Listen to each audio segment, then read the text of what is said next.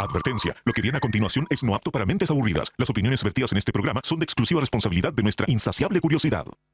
Señoras y señores, porque todo en la vida tiene su ciencia. Aquí comienza All You Need Is Love. El show de ciencia y tecnología más querido del mundo. Con la conducción del periodista Iván Rimaza. Grande, empieza All You Need Is Love. ¿Cómo están? Desde el estudio 14 de Santiago Televisión, completamente en vivo también por Radio USACH 94.5 FM. Tengo una pregunta para ustedes. ¿Cómo sería un enfriamiento global? Imagínate despertar un día y descubrir que el problema ya no es el que tenemos actualmente, que el planeta se está calentando, sino que se está enfriando demasiado rápido. Después de décadas obsesionados con reducir emisiones, de repente se volvió necesario tener el aire acondicionado prendido 24/7 para entibiar el planeta. Suena loco. De hecho, ojalá no lo hagas, porque no estamos en un enfriamiento global. Pero hay algunos escenarios que podrían provocar un enfriamiento global. Por ejemplo, una erupción volcánica supermasiva, como la de Toba hace 74.000 años, podría lanzar tanta ceniza a la atmósfera que bloquearía el sol por años. O imagínate que nos volvemos tan secos en combatir las emisiones de CO2 que terminamos eliminando más CO2 del que deberíamos. El Centro Meteorológico Hadley en Gran Bretaña ha modelado cómo sería ese mundo. Aparecerían glaciares avanzando hacia las ciudades, cultivos tropicales desaparecerían en pocos días, inviernos que durarían 8 meses, zonas áridas como el gran desierto del Sahara o Arabia Saudita se volverían lugares habitables de repente, quizás hasta fértiles.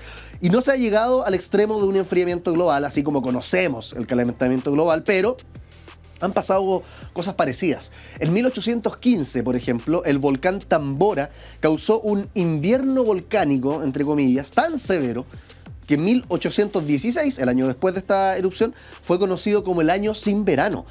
Las cosechas murieron en masa globalmente y nacieron Frankenstein y el primer vampiro moderno, porque Mary Shelley y Lord Byron, que son los autores detrás de esto, estuvieron encerrados todo el verano por el clima horrible. Es probable que con un enfriamiento global también cambie nuestra psicología colectiva. Quizá pasaríamos de demonizar, como estamos ahora, ¿no?, los combustibles fósiles, a rogar por un poco más de calor. Aunque en realidad, pase lo que pase, lo único cierto es que no importa si morimos congelados o asados. La Tierra va a seguir girando. Empieza All You Need Is Love. Te escuchamos. Esto es Conexión Cuántica.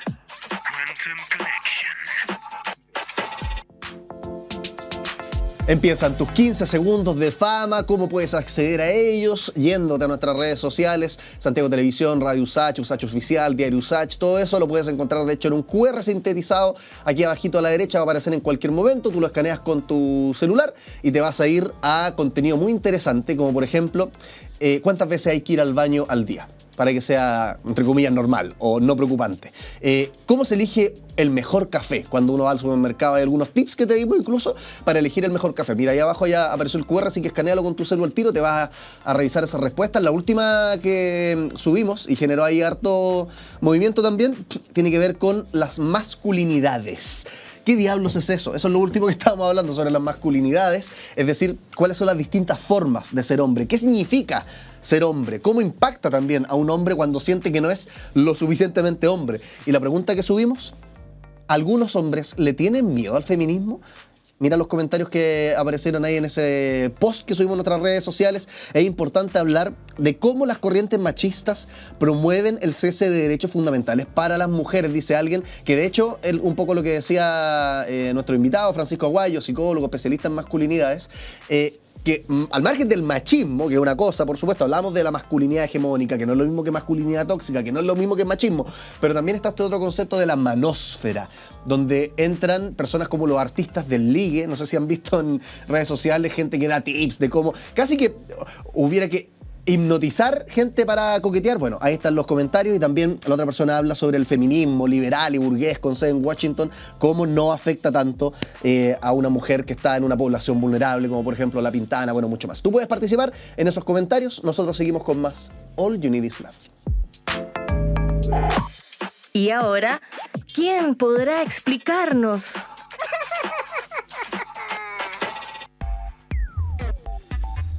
Hablemos sobre un, comillas, monstruo marino gigante. Ahí vamos a ver qué tan monstruo es con nuestro próximo invitado. No se parece a ningún animal que hayamos visto antes, lo descubrieron, tiene 12 metros de largo. Lo vamos a comentar con Rodrigo Otero, investigador de la Universidad de Chile. Rodrigo, ¿cómo estás? Nuestro público virtual te da un aplauso ahí a la distancia. Gracias por estar acá en el programa. Hola Iván, buen día. Gracias por la invitación. Oye, Rodrigo, cuéntanos sobre este nuevo dinosaurio que descubrieron, que la prensa lo ha titulado como monstruo marino, cuello de más de 12 metros de largo. Partamos con la imagen, como la vamos a mostrar igual ahí en las pantallas de Santiago TV, pero como para hacernos una idea de cómo es este dinosaurio que ustedes descubrieron. Mira, es un animal que tengo el deber de partir diciendo que no es un dinosaurio, es un reptil marino. Es un bicho de 12 metros de largo. ¿Por qué no es un dinosaurio? Los dinosaurios son un linaje que se separa del resto de los reptiles a modo general muy temprano, hace más de 200 millones de años, y más o menos en ese momento aparecen un montón de otros reptiles, entre ellos los ictiosaurios, que son estos que parecen delfines, y también los plesiosaurios, que son el linaje de este bicho en particular, que son unos animales que tienen un cuerpo medio rechoncho, con 4 aletas, son adaptados absolutamente al medio marino, y en algunos casos poseen cuellos muy largos, como el caso de los elasmosaurios, al grupo al que pertenece este nuevo animal. Son como el arquetipo mitológico del monstruo del lago Ness. La gente en general lo asocia como el que está apareciendo en la imagen ahora en el video. Oye, Rodrigo, y este plesiosaurio, entonces, ¿cuál es la diferencia cuando uno habla con un dinosaurio? ¿El dinosaurio por definición es terrestre o hay otra diferencia? No. De hecho, son eminentemente terrestres, pero hoy día tenemos dinosaurios, por ejemplo, los pingüinos. Las aves son dinosaurios. La forma del cráneo es absolutamente distinta. Esta morfología del cráneo empieza a aparecer muy temprano en la diversificación de los reptiles. Aparece después del gran evento permotriásico. Entonces lleva mucho tiempo este linaje con un cráneo muy particular. Y vas a reconocer eso en los dinosaurios hasta hoy día. La duda surge, así, por ejemplo, en el caso de los plesiosaurios. La duda surge, o la confusión probablemente hasta mediática, porque la gente ve la foto y dice, no, dinosaurio, porque ambos terminan con saurio. ¿Tienen algún como antecesor, si es que uno sigue la taxonomía, como que lo junta como una Adán y Eva, por decir así, saurio? Sí, hubo un ancestro desde donde aparecieron el linaje de los dinosaurios y el linaje de los plesiosaurios y de muchos otros reptiles, sin duda que lo hubo. Tienen un abuelito común. O sea, el plesiosaurio no podría ser un animal distinto a un dinosaurio, pero son como primos, por decirlo en términos vulgares. Pero recontra primo. Tiene un 1%. Se separaron hace mucho tiempo. Mira, es como si nosotros habláramos hoy día de qué tan pariente es un ser humano de una ballena, por ejemplo. Ni siquiera con los monos chimpancés, más lejos todavía. No, claro, muy lejos. Es como nosotros, somos mamíferos, pero ya nos separamos hace un montón de rato cada linaje. Oye, qué buena precisión, la hacemos al aire también entonces, porque uno parte confundido creyendo que un dinosaurio. Plesiosaurio, muy distinto entonces a un dinosaurio.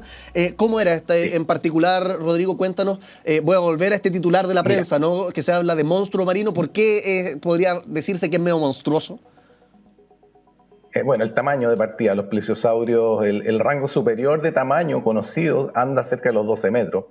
Este animal pertenece a las formas de cuello más extremos que habitaron en Norteamérica, que son las formas de cuello más largo que se conocen entre todos los vertebrados. Hay un caso que tiene 76 vértebras en el cuello, o sea, un cuello de 6 metros. Este animal en particular y este grupo tiene unos dientes muy finitos, pero el Trascasaura, tiene unos dientes mucho más robustos, lo que sugiere, como muestra el video, que comían animales de cáscara más dura, en vez de peces, que era más o menos la presa generalizada. Y junto con eso tiene otras adaptaciones súper locas dentro del grupo, porque las vértebras, por ejemplo, del cuello, No sé si tú has visto, por ejemplo, la vértebra de una vaca o de cualquier mamífero que Grande. se ve un centro masivo y como huesitos hacia arriba y hacia el lado, que están en general recurvados hacia atrás. En este bicho todos esos elementos están recurvados hacia adelante y eso nos da una señal súper clara de una forma, de una función del cuello que es novedosa. Y eso lo habíamos visto solamente en bichos que se habían encontrado en el hemisferio sur, en Chile y en la Antártica y en Argentina. Entonces había la sospecha que podían ser parientes. ¿Y cómo ocupa este cuello entonces? Muy curiosa. Suponemos que lo podía flectar. Bueno, eso es interesante. En efecto, históricamente se ha pensado que los plesiosaurios de cuello muy largo tenían como la capacidad de mover el cuello como un cisne, lo cual está absolutamente descartado hoy en día. Son cuellos en general muy rígidos. Pero este animal tenía la capacidad de doblar el cuello hacia abajo, tenía mayor facilidad de un movimiento hacia manteniendo el cuerpo en flote, digamos, y curvando el cuello hacia abajo, lo que nos sugiere, junto con algunas modificaciones de la aleta, que tenía una capacidad especial para zambullirse, que no hemos visto en otros plesiosaurios tan grandes. Piensa que un animal de 12 metros, tan sencilla la forma de zambullirse, un montón de masa moviéndose rápido. No es como, por ejemplo, a lo mejor un ave, que es mucho más liviano y puede ser más hidrodinámico. En este caso estamos hablando de un animal realmente grande. O sea, buceaba, podríamos decir, principalmente, más que andar por la superficie del agua. Es un animal que respiraba y tenía que salir sí o sí a la superficie a tomar aire. Tenía pulmones. Entonces, en general, la capacidad de zambullirse debe haber estado en la mayoría de los plesiosaurios. La diferencia es el zambullido rápido. Esto nos está sugiriendo capacidades de un zambullido rápido. Y curiosamente, las zambullidas queda registro de ellas en algunos huesos. Hay algunos síndromes que quedan patentes en el fósil y tú te puedes dar cuenta de cómo les afectaba el zambullirse rápido, porque hay fenómenos de descompresión que afectan a cualquier animal vertebrado, digamos. Incluso a los buzos les pasa, que tienen problemas en la articulación. Nosotros lo vemos en los plesiosaurios, entonces sabemos que no es el único que se zambulle. Acá es un tema de calidad de la zambullida, qué tan rápido lo podía hacer. Y de nuevo, volviendo a que se trata de un animal grande, no es un animal pequeño que digamos, sea fácil de movilizar. Acá hay un montón de energía involucrada en este movimiento. Es algo bastante novedoso que no habíamos visto en otras formas hasta ahora. Oye, Rodrigo, ¿por qué? Para explicarle a la gente, porque está como la razón superficial, que es como la fascinación, un nuevo animal, conozcamos de él, siempre es bueno, hallazgo, como que... Pero no sé si la gente sabe realmente por qué es bueno o por qué es una buena noticia, o cómo impacta la ciencia de ahora en adelante descubrir un nuevo animal como este plesiosaurio que estamos comentando, el Trascasaura. Bueno, viéndolo desde una perspectiva muy personal, yo creo que acá hay un elemento valioso en este hallazgo, porque la información que ha salido netamente desde Chile ha sido súper útil para describir este nuevo animal. Acá en Chile, hace más de 10 años, se estudió un plesiosaurio bastante grande que tenía este tipo de adaptaciones. Fue la primera vez que se vio algo así en el registro de plesiosaurio. Entonces, la importancia radica en que cuando hacemos ciencia en Chile, cuando se hacen estas investigaciones con formas locales, la calidad de la información que sale puede ser tan útil para describir formas que están literalmente en el otro lado del mundo. Entonces, bueno, eso es un valor enorme porque el aporte científico que podemos hacer desde acá, nosotros, los chilenos, puede tener alcances planetarios. Eso con un montón, no solo con el plesiosaurio. Ustedes podrán haber visto las noticias del anquilosaurio de Magallanes, que fue patear el tablero de lo que se sabía sobre los anquilosaurios y sobre los dinosaurios en general en el mundo. Lo mismo el Chilesaurus, un animal que es una locura taxonómica hasta el día de hoy y ha generado una tremenda discusión. Se puede hacer eso desde nuestro país. Eso es lo que yo destacaría respecto a la pregunta que me haces. Oye, Rodrigo, ¿cómo se logra este hallazgo? Porque voy a inventar un escenario hipotético, quizás esté equivocado, porque tenga algo de cierto, pero me imagino que del momento en el que se encuentran, invento los huesos de algo, a decir esto es un animal completamente nuevo, hay una cantidad de pasos que estamos ahí desconociendo gigantes. ¿Cómo es todo ese proceso y cómo lo encontraron en primer lugar? Bueno, como siempre, aparecieron unos poquitos huesos en superficie y aquí vienen puntos súper importantes porque esto es súper frecuente que pasa en Chile. ¿Ya? Estos hallazgos de animales impresionantes no son raros. Lo raro es llegar a buen término. Aquí en Chile muchas veces esos huesitos pasa alguien y se los lleva. Y perdimos el hallazgo porque ya no supimos cómo era el contexto generalizado, no sabíamos si había más huesos en el lugar y se pierde. En este caso, la persona que encuentra los primeros huesos, un señor de apellido Trask, y por eso el nombre, Ya. avisa, se genera una excavación, se abre todo este yacimiento, se destapa, se ve que hay mucho más huesos, se sacan los bloques que contienen estos huesos, se preparan en el laboratorio y finalmente lo que tenemos es un par de esqueletos bastante informativos que permiten entender más o menos bien cómo era la anatomía del animal. Entonces, por eso digo que el puntapié inicial no es raro. Aquí en Chile eso pasa todo el tiempo. La gente se encuentra pequeñas cositas que son literalmente la punta del iceberg de un monstruo marino en este caso. Por eso es importante también sensibilizar a las personas de que estos hallazguitos pequeños pueden ser todo, pueden ser cosas completamente nuevas y si no llegan a buen término se pierden tanto para la ciencia como para la comunidad. Oye, este señor Trask encontró esto dónde, a quién le avisó, cómo se activó todo este protocolo para que llegáramos a buen puerto. Y estamos hablando de esto ahora. El señor Trask lo encuentra en Columbia Británica, en la isla, y bueno, favorablemente se contacta con personal de museo, donde entiendo que él también colaboró con la excavación y a través del museo se logra hacer lo que es la excavación propiamente tal y la recuperación del material, y el resto de la historia ya transcurre en laboratorio.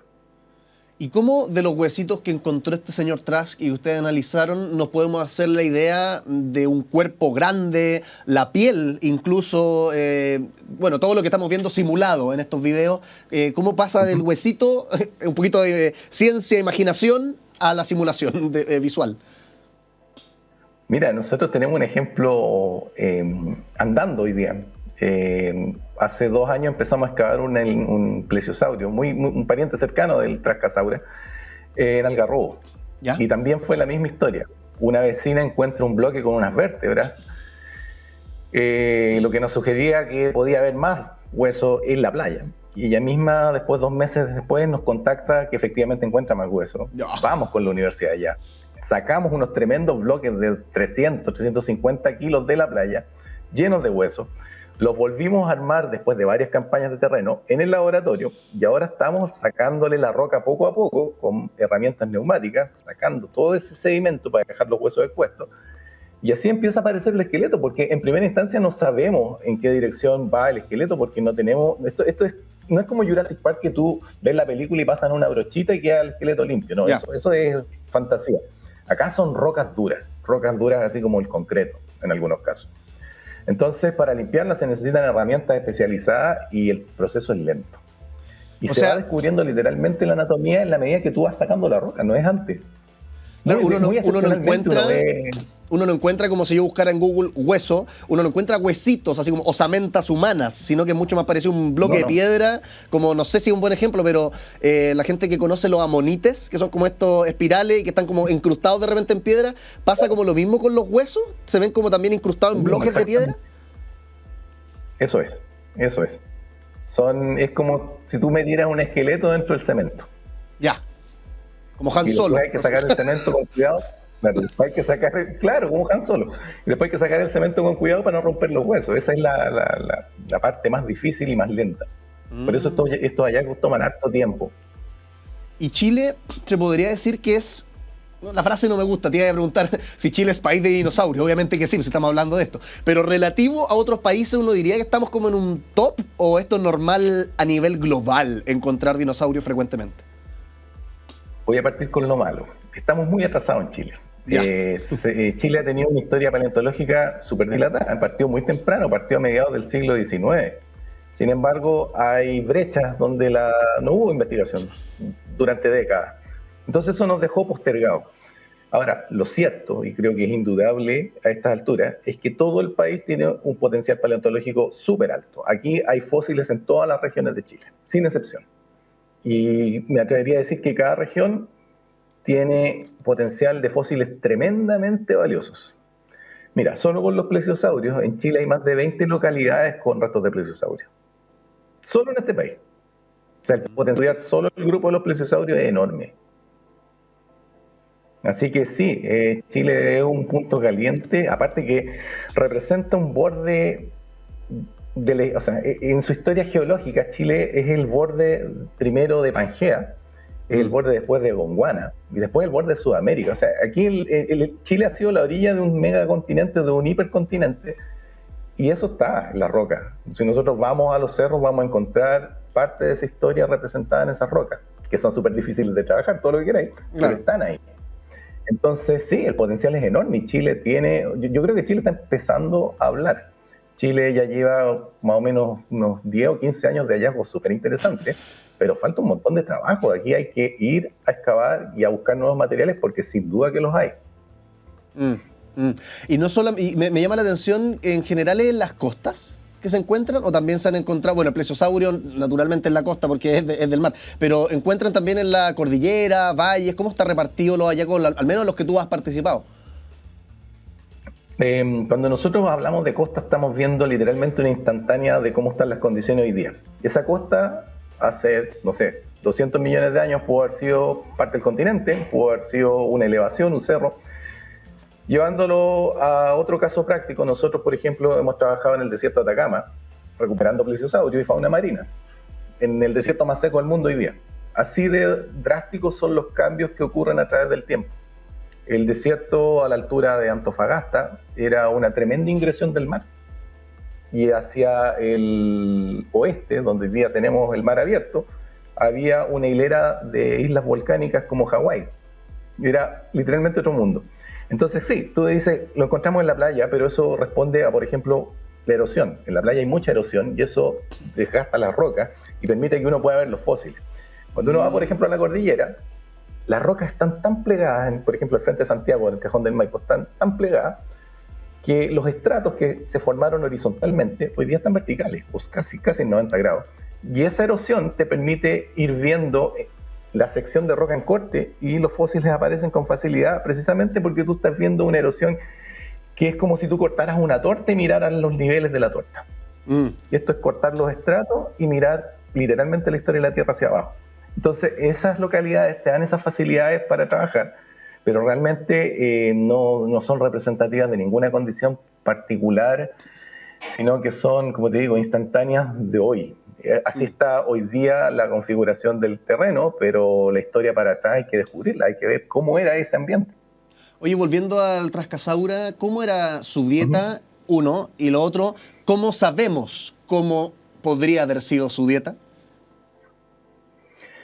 Bueno, los dientes. Los dientes en este caso son bastante informativos en los elasmosaurios, su grupo amplio, digamos.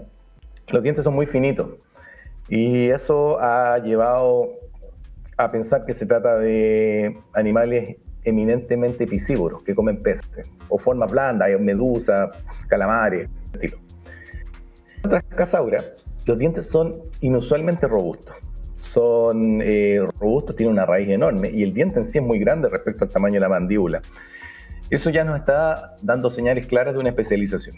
Y lo que sospechamos, debido al contenido abundante de amonites que hay en los mismos niveles de los huesos, es que efectivamente este animal se debe haber alimentado de cefalópodos, de amonites. Tenía unos dientes que probablemente fueron capaces de quebrar la concha que recubre a estos amonites en vida. Entonces ese es nuestro mejor candidato hoy día en cuanto a su presa principal, lo que no descarta que pueda haber comido otras cosas, sin duda. Oye, Rodrigo, te habrás dado cuenta que tenemos preguntas fascinantes acá, pero también tengo juegos. Y uno de esos juegos es la ruleta que tengo aquí atrás. No requiere habilidades, nadie gana, nadie pierde, pero cada uno de los papelitos que están en... ¿Dije ruleta? Ah, me avisan en el Switch que esto no es una ruleta. Claro, es que la ruleta, Rodrigo, es otro juego que tenemos y está aquí. Pero en el día de hoy, contigo, vamos a jugar a la pecera. Y en la pecera hay varios papelitos. ¿Y qué es lo que pasa con estos papelitos? Nosotros le decimos factos. Cada uno de estos factos son como frases provocadoras o quizás hasta media reduccionista que tú, como experto en la materia, tienes que desmentir o confirmar y desarrollar. Son puras cosas relacionadas con el plesiosaurio que estamos comentando, dinosaurios, paleontología en general. Entonces, como te digo, la idea, si es que lo que sale aquí no es tan correcto, tú desarrollas y nos explicas por qué es incorrecto. Y si lo que sale acá es correcto, también desarrollas y nos dices por qué lo que está acá es correcto. ¿Te parece que saquemos este papelito? Veamos qué se puede hacer. Veamos qué se puede hacer, veamos si funciona. Ya, acá tengo un papelito, lo vamos a dejar ahí por transparencia al agua y saco a ver cuál podrá ser. A ver, acá tenemos un papelito mientras conversamos con Rodrigo Otero, investigador de la Universidad de Chile, paleontólogo. ¿Qué es lo que dice la pecera? Vamos a ver lo que dice la pecera el día de hoy. Hubo dinosaurios que comerían humanos. ¿Qué dice el experto? Descartadísimo. Pero espera. No, sí, podríamos incluso llegar a pensar que sí. Entendiendo que todo el linaje de las aves son parte de los dinosaurios, existieron las aves del terror a fines del Pleistoceno. Y sí existe una posibilidad que hayan sido depredadores de seres humanos. Así que sí, existe una posibilidad que los dinosaurios hayan comido seres humanos. ¿Y en qué te vas a decir que no de pleno? Sí, pero ¿por qué estos animales aéreos podrían, porque no tenemos evidencia para decirlo a ciencia cierta, pero ¿por qué podrían haber comido humanos? Mira, no sé, capaz que hay evidencia. Yo no soy especialista del grupo tan reciente, no trabajo en el Pleistoceno. El Pleistoceno es una edad que va desde 20, ya ni me acuerdo, pero son del rango de centenares de miles de años hasta hace 11.700. Las grandes glaciaciones, por ejemplo, que ocurren al fines del Pleistoceno. El ave del terror es un ave terrestre, es algo así como un avestruz en esteroides, por así decirlo, con un cráneo de 70 centímetros, carnívoro, y del que se sabe que comían algunos mamíferos de talla media. Y con esas características creo que no hay ningún inconveniente que haya podido alimentarse de humanos juveniles, por ejemplo. O a lo mejor algún adulto desprevenido. No creo que es posible, de todas maneras. Como te digo, capaz que hay información.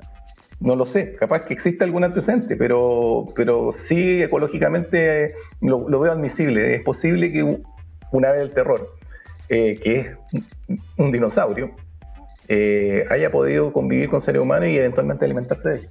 Oye, lo último, Rodrigo, que de hecho tiene que ver con lo que tú decías, me llama la atención como uno desde la ignorancia, y si estoy hablando con un paleontólogo, sabe de todo lo que está antes, pero tú haces la distinción, como oye, no cacho tanto de esta época o de esta otra.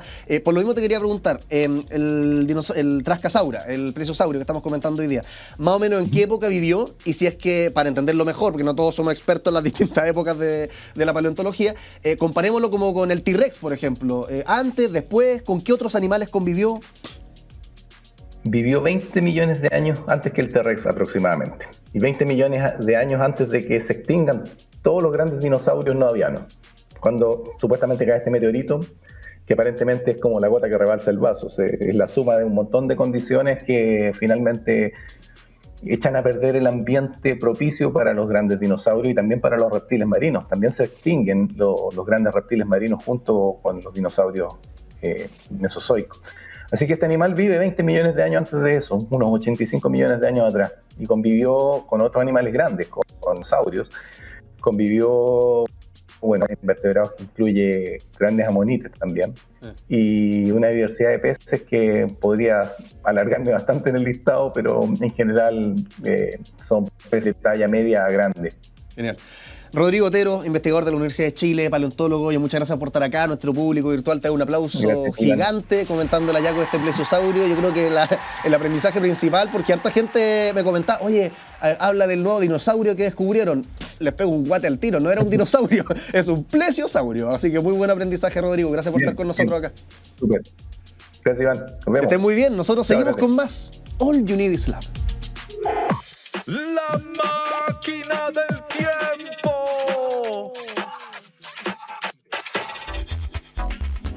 Viajemos a una época en la que Hasbro, ¿cuál otras marcas de juguetes existen ya? Todos estos juguetes plásticos que venden y la industria de la juguetería no era tal. ¿Cómo eran los juguetes en la antigüedad?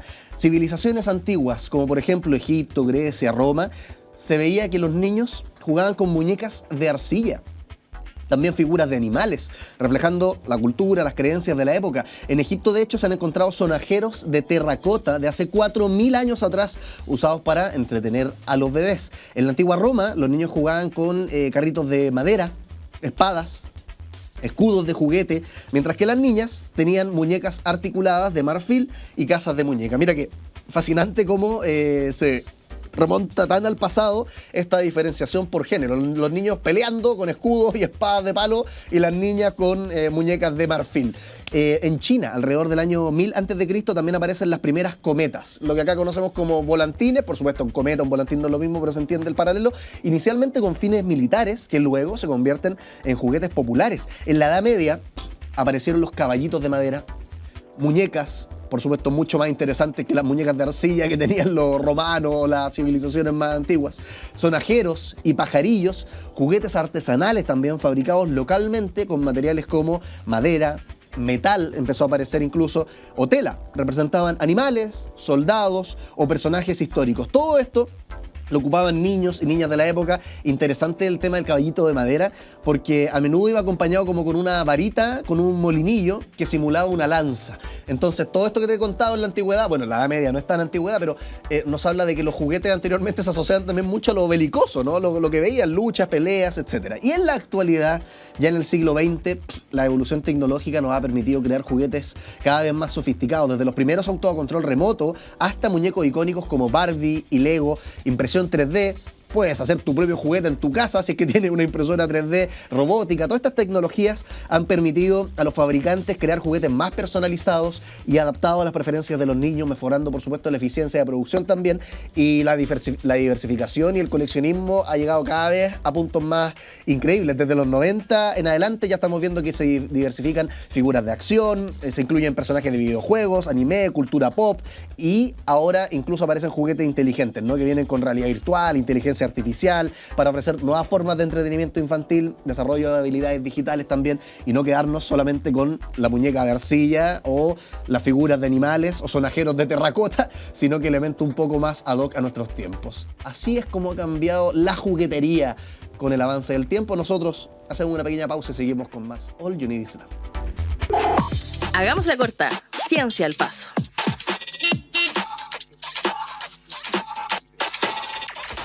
Seguimos, vamos a hablar sobre los diaguitas. A mí me encantan los diaguitas, me quedé pegado siempre con este pueblo de nuestro país porque en el colegio nos ensayan de ellos, ¿cierto? Y me encantaba el arte que tienen con la vasija y todas estas líneas, colores, que es tan único de ellos. Claro, en el norte hay muchos otros pueblos que lo replican, pero se me quedó grabado el tema de los diaguitas. ¿Por qué vamos a hablar de los diaguitas? Porque hay un hallazgo que nos dice que los diaguitas domesticaron a las llamas antes que los incas. Tú me dirás, ¿y qué me importa a mí? Bueno, pero es que los incas toda la vida se había creído que eran los llameros por excelencia, y aquí nos aparece entonces esta información que desde Chile habríamos domesticado las llamas antes incluso que aquellos que se creía que eran los primeros. El descubrimiento de 57 llamas enterradas junto a cuerpos humanos en el sitio arqueológico de El Olivar revela que la domesticación de estos animales transcurrió mucho antes de lo que se pensaba, y que incluso el pueblo diaguita podría haber tenido un vínculo espiritual con estos animales. Por miles de años, las llamas han sido un símbolo de la cultura andina, cumpliendo funciones de transporte, agricultura, incluso siendo cazadas por su piel y su carne. Sin embargo, este estudio que te estoy comentando, que apareció en la revista PLOS ONE, muy buena revista por lo demás, es importante saber dónde aparecen los estudios, porque hay revistas que son más prestigiosas que otras. PLOS ONE es muy prestigiosa.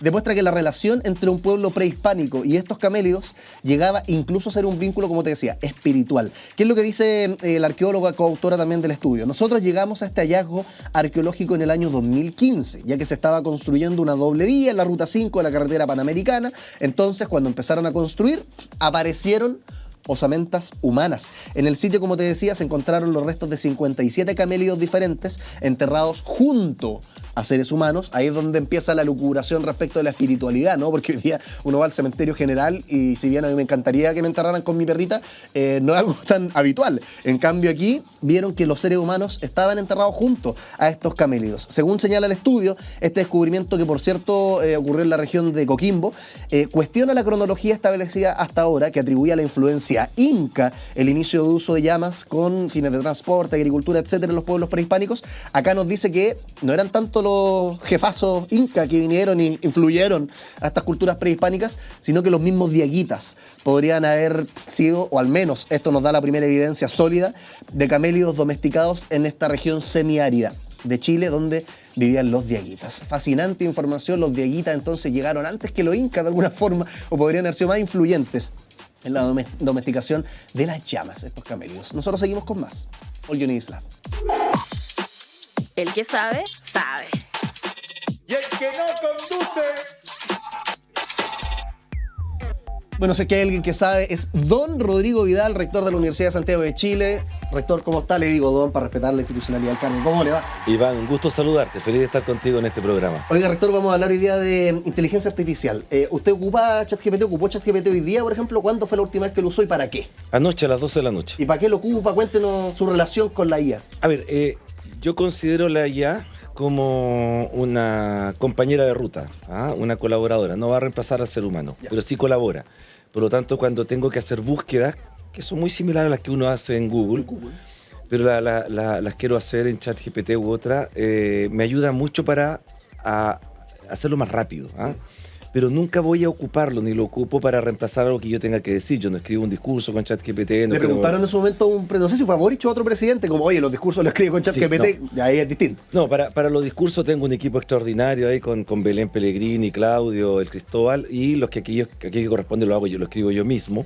Las cartas, todo eso lo escribo yo mismo, no uso ChatGPT, pero cuando hago búsquedas de temas importantes, sí, obviamente ChatGPT es una gran compañera, un gran compañero de ruta, y ahí obviamente lo utilizo. Por ejemplo, hoy día vamos a hablar de inteligencia artificial, y anoche a las 12 de la noche le pregunté a ChatGPT algunas cosas sobre inteligencia artificial, claro. obviamente. Sí, háblame de ti, le dije, ¿ya? Rector, usted también arquitecto, muy metido en el urbanismo. ¿Cómo cree que la IA podría cambiar de alguna manera nuestras ciudades también, desde el transporte hasta, no sé, la arquitectura misma? Bueno, yo creo que la inteligencia artificial puede jugar, en algunos sentidos lo está haciendo, puede jugar un rol muy importante en lo que hoy día se conoce en el mundo, sobre todo en el mundo universitario, como innovación social.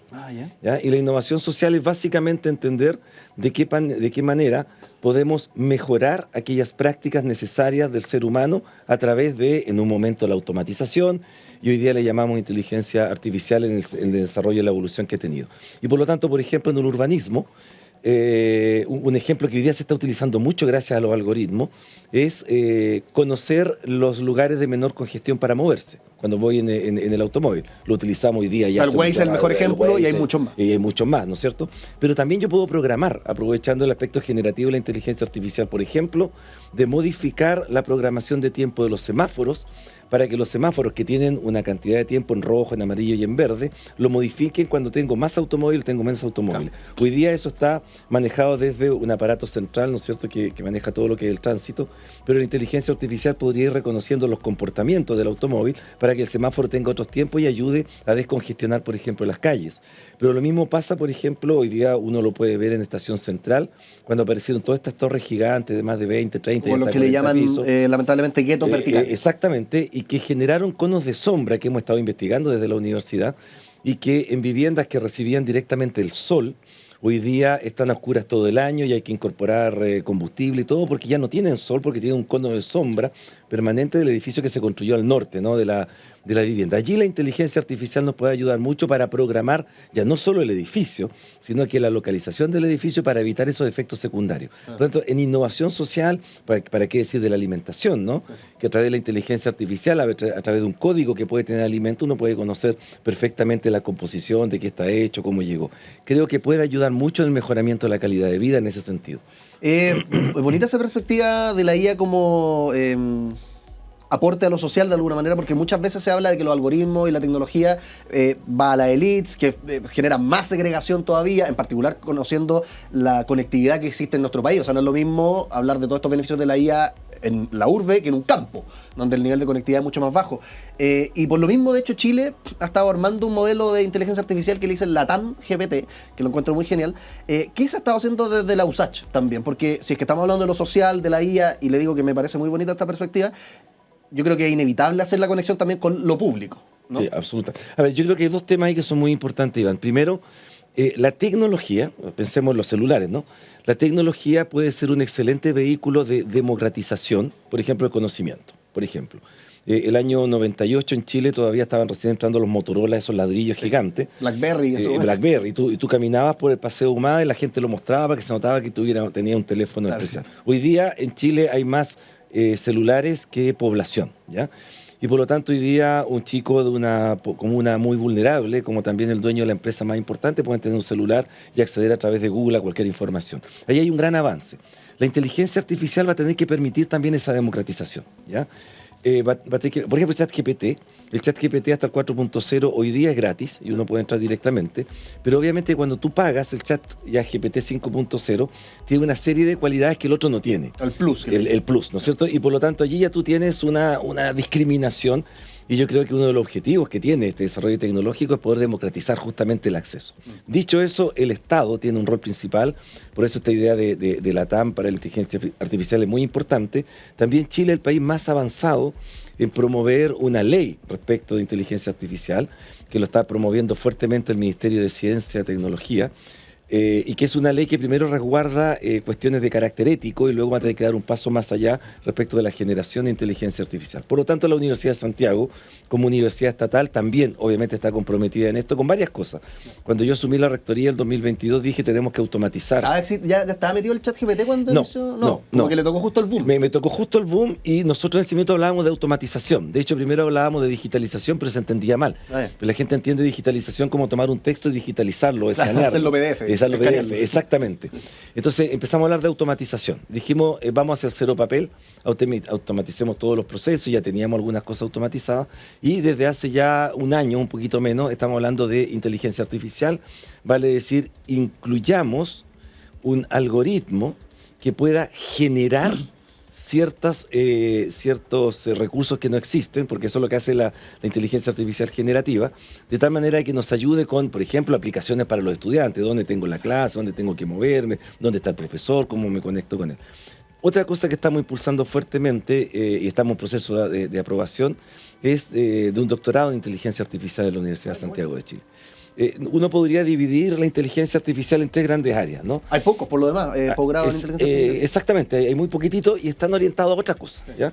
No voy a hablar de la competencia, pero están orientados a otra cosa. Pero la inteligencia artificial tiene como 3 grandes áreas. La primera es lo que tiene que ver con la generación, o sea, los grandes programadores de inteligencia artificial. Bueno, esto está en el hemisferio norte y en Japón. Y en el hemisferio norte el 80% de la inteligencia artificial la está produciendo la industria, no las universidades. Por lo tanto, allí no tenemos como hemisferio sur ninguna posibilidad hoy. Lo segundo son las grandes aplicaciones. Y allí hay también algunas universidades, instituciones trabajando en cómo aplicar la inteligencia artificial en la salud, en la arquitectura, y ahí hay un avance. Pero hay una tercera dimensión, que es la que nosotros vamos a llevar adelante, y es la inteligencia artificial desde la humanidad y las ciencias sociales. Vale decir, hablábamos recién de innovación social. Sí. Vale decir, de qué manera la inteligencia artificial puede ser de nuevo un partner, un acompañador, una acompañadora en materia de en comprender el desarrollo de la humanidad y de la ciencia social, o sea, el bienestar de las personas. Y allí vamos a entrar fuertemente nosotros, y estamos entrando fuertemente nosotros como universidad. Me quedé metido con el doctorado, no lo quiero poner en aprietos porque probablemente todavía no sé si han definido la malla, los profes, pero primero, ¿cuál fue la motivación para hacer el doctorado? Yo creo que ya queda clara. Segundo, más o menos cuándo estaría, de qué se trataría, cuál sería el enfoque, más allá de, insisto, que probablemente todavía está en pañales, pero ¿qué es lo que se ha conversado hasta ahora? Sí, bueno, lograste ponerme en aprieto y te lo agradezco, ¿no? Estamos en proceso de aprobación, está todavía en la vicerrectoría de posgrado, prontamente ya va a tener que pasar al Consejo Universitario, a la Comisión Académica del Consejo, luego al Consejo Universitario y a la Junta Directiva o Consejo Superior. Es un programa multidisciplinar, y este año deberá estar aprobado para partir del próximo año, pero no puedo decir más. Ya, es un secreto lo demás, sí. Perfecto. Rector, también ha investigado harto la transformación de las ciudades, fragmentación urbana. Desde esa perspectiva, ¿cómo cree que la irrupción de la inteligencia artificial se podría comparar a otras tecnologías que anteriormente han impactado también la vida urbana? No sé, hablábamos de los automóviles, internet, telefonía móvil, como que todos marcaron de alguna manera un antes y después de Cristo, y la inteligencia artificial también. Bueno, como tú sabes muy bien, el concepto de inteligencia artificial nació el año 56 en una charla en una universidad americana. Ahí partió, el año 56. O sea, estamos y que era muy distinto a la que conocemos hoy día. Muy distinta. O sea, el celular de alguna manera es inteligencia artificial porque es una automatización a través de algoritmos. Tú vas a entrar a tu computador, ¿no es cierto?, a algún buscador de vuelos de avión, de vuelo, ¿no es cierto? O de hospedaje, y después te va a empezar a llegar toda la información a tu celular porque te van a reconocer a través del algoritmo que él lo hizo. Eso ya existe hace mucho tiempo, ¿ya? Y por lo tanto lo que hace la inteligencia artificial es aprovechar todos esos avances que vienen ya desde hace más de 70 u 80 años. O sea, en algunos lugares del mundo estamos hablando de inteligencia artificial, como la entendemos hoy día, desde hace 30 años ya. Tú sabes que la Internet cuando parte, luego la conocemos nosotros ya a nivel más amplio y democrático. Por lo tanto, eso partió. ¿Cuál es la gran diferencia con la de hoy día? Es lo que yo mencionaba recién, que se le llama inteligencia artificial generativa. ¿Qué es lo que hace la inteligencia artificial sin apellido? Es que permite asociar mucha información para que tú puedas tener acceso muy rápido a toda esa información cruzada, complementada, relacionada, etc. Pero hoy día, obviamente, toda la lógica de redes neuronales, que es lo que se instala en la inteligencia artificial generativa, esas redes neuronales permiten que a partir de los datos y la información existente se cree datos e información que no existe. Entonces tú, por ejemplo, vas a ver al presidente de un país bailando cueca. Claro. Y él nunca ha bailado cueca. Simplemente que hay un cruce de toda la información que permite generar esa imagen o esa... No sé si has escuchado el texto que Víctor Jara escribió a mano, estando preso en el estadio, hoy día el estadio Víctor Jara, en nuestro estadio Chile, y ese texto ya se hizo canción con la voz de Víctor Jara. Eso es inteligencia artificial generativa. Y esa es la que nos tiene obnubilados hoy día. Eso es lo nuevo. Pero hagamos este ejercicio. Por ejemplo, usted nos hablaba de cómo veía en las calles gente con los teléfonos cuando recién estaban apareciendo y que la gente los presumía casi. En esa época no era rector, pero sí era profesor, académico. Ya, ese Rodrigo Vial de esa época que veía estos celulares, la aparición de esto que era disruptivo en su momento, comparado con lo que le tocó como rector ver la aparición de la inteligencia artificial, diríamos que estamos frente a una continuidad o una ruptura más radical de lo que había visto anteriormente con otras tecnologías. Una continuidad, absolutamente una continuidad. Mira, yo siempre hago este ejemplo, esta comparación que me parece interesante. Cuando Henry Ford crea el primer vehículo Ford en Estados Unidos, producción en serie. La producción en serie, por ahí por el año 20, 30, ¿no es cierto? 1920, 30. Tú tomas ese vehículo y tomas el automóvil más moderno de hoy día, X, no voy a dar marca, tienen 4 ruedas, tiene motor, es lo mismo, simplemente que el de hoy día es más rápido, más tecnológico, gasta menos, puede ser eléctrico, etcétera, etcétera, pero sigue siendo un automóvil, ¿ya? Con todos los valores que tiene, no estoy mirando en menos, todos los valores que tiene. Esto es una evolución de eso que ya teníamos. Cuando tú veías a la persona del Paseo Humada hablando por teléfono, tú decías, wow. Este es el futuro. Este es el futuro. Estoy en el futuro. No tengo que estar amarrado al cable del teléfono. Ya no tengo que poner una monedita de 100 pesos para poder llamar. ¡Wow! Esto es realmente el futuro. Cuando el teléfono se transformó en un computador y aquí puedo hablar con mi amigo que está en Francia y puedo conversar con él, eso es un futuro. Insisto, lo que la inteligencia artificial se monta sobre todo eso. La gran diferencia es lo generativo. Vale decir, crear aquello que visualmente o auditivamente no existe y que hoy día sí existe. Y esa es una riqueza enorme y es un peligro también. Porque esta es una herramienta, es un instrumento. Es como un martillo. Un martillo y el serrucho son dos herramientas maravillosas para construir en madera. Y por lo tanto lo admiramos. Pero con el martillo puedo matar a alguien también. Y por lo tanto una herramienta en manos equivocadas puede ser un gran desarrollo para la humanidad y puede ser también un riesgo.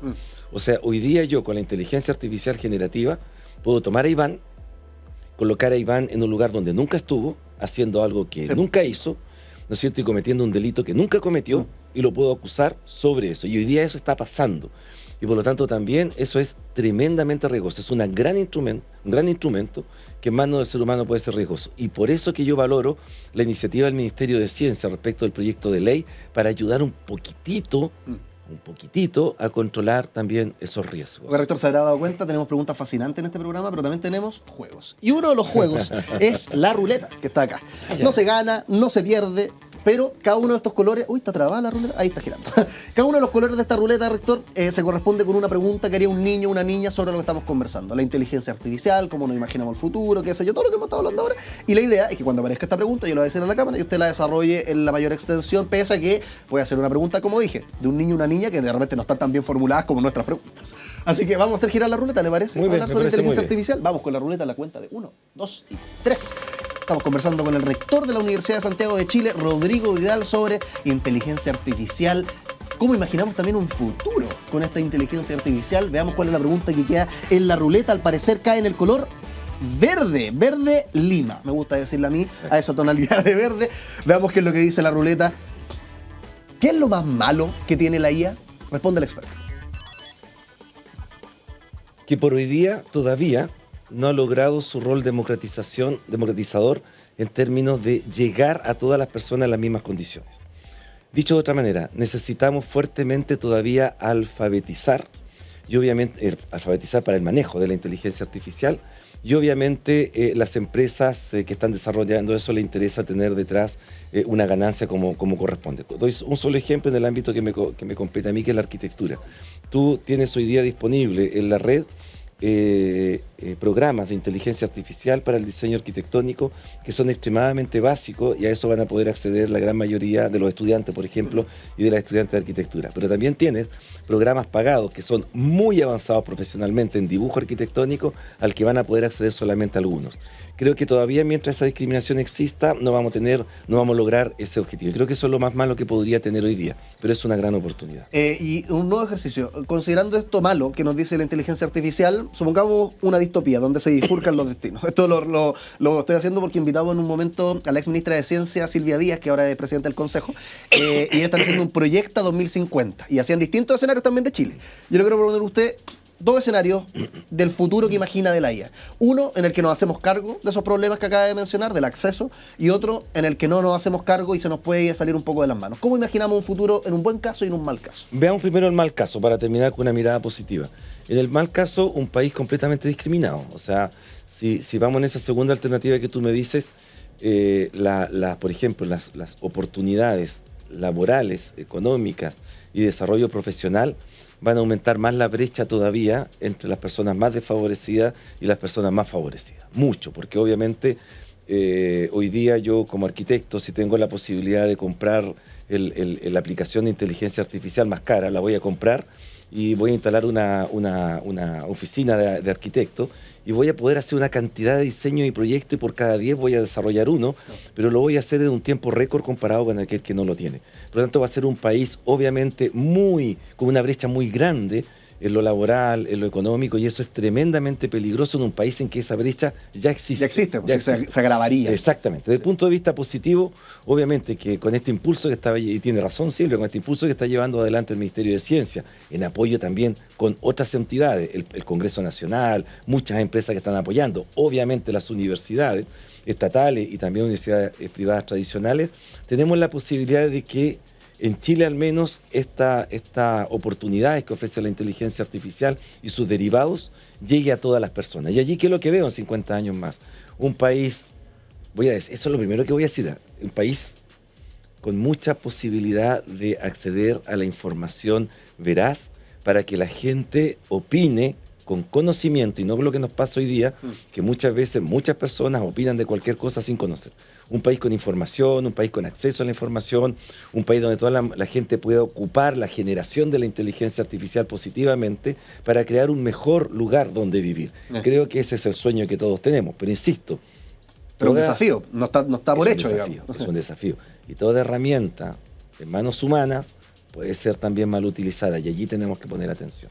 Rodrigo Vidal, rector de la Universidad de Santiago de Chile, muchas gracias por estar acá. Nuestro público le da un aplauso gigante. Se suma al Salón de la Fama de autoridades que hemos tenido acá, la ministra de Ciencia, tenemos ahora al rector, suma y sigue. Muchas gracias, rector, por estar acá en el programa. Muchas gracias a ti y felicitaciones por el programa. Un aplauso por el programa también, entonces. Ya seguimos con más All You Need Is Lab.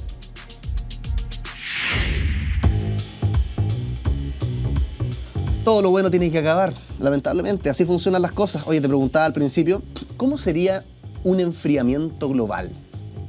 Porque ahora estamos preocupados por el calentamiento global y, oye, no te imagines que existe un enfriamiento global. Esto es solo hipotético. No te pongas a prender el aire acondicionado para contaminar. No problema. Pero ¿cómo sería un enfriamiento global? Después de tanto tiempo preocupados por el calentamiento global, bueno, no está tan lejos de ocurrir. Ha ocurrido, de hecho, inviernos, años completos, donde no hay verano, debido a erupciones volcánicas muy gigantes que tapan el cielo con ceniza. ¿Quieres revivir esa reflexión? Lo encuentras como siempre en YouTube, Spotify, las repeticiones también los fines de semana de nuestro programa. Y hablábamos sobre el plesiosaurio recién descubierto marino, un monstruo marino con un cuello de 12 metros de largo, con el paleontólogo a cargo justamente de este hallazgo, y nos enseñó algo muy importante, que no todos los animales antiguos son dinosaurios. Pese a que este en particular era un plesiosaurio. Y uno dice, pero un tipo de dinosaurio. Nos dice, no. Es tan primo el plesiosaurio de un dinosaurio como nosotros seríamos primos de la ballena. O sea, un tatara bis primo, segundo, tercer, quinto grado. Y estamos hablando recién también con el rector de la USACH sobre inteligencia artificial, imaginando los futuros también que tenemos por delante, si es que esto sale bien o si es que se va a las pailas. Que ojalá no se vaya a las pailas. Ya, nos encontramos en otra, como siempre, con más All You Need Is Love. Que estén muy bien. Chao, chao.